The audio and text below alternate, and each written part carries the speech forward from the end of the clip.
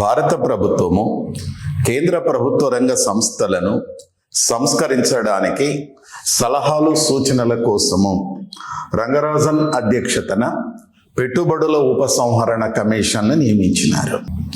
Rangarajan committee విస్తృతంగా అధ్యయనము చేసి కేంద్ర ప్రభుత్వ రంగ సంస్థలను సంస్కరించడానికి 3 రకాలైనటువంటి సిఫార్సులు ఇచ్చాడు.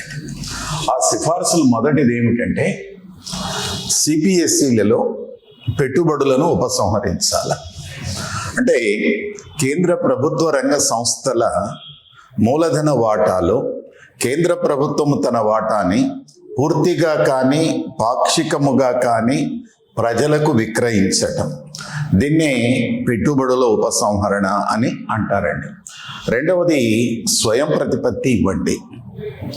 కేంద్ర ప్రభుత్వ రంగ సంస్థలకు వ్యాపారాన్ని విస్తరించటంలో కానీ, సంస్థను ఆధునికీకరించటంలో కానీ, సంస్థ యొక్క అవస్థాపిత శక్తిని పెంచుకొనటంలో కానీ, లేక టెక్నాలజీని అప్గ్రేడ్ చేసుకోవటంలో కానీ స్వయం నిర్ణయాధికారం ఇవ్వండి. మూడవది నిర్వహణ వ్యయాలు అధికంగా ఉన్నాయి, వీటిని తగ్గించండి.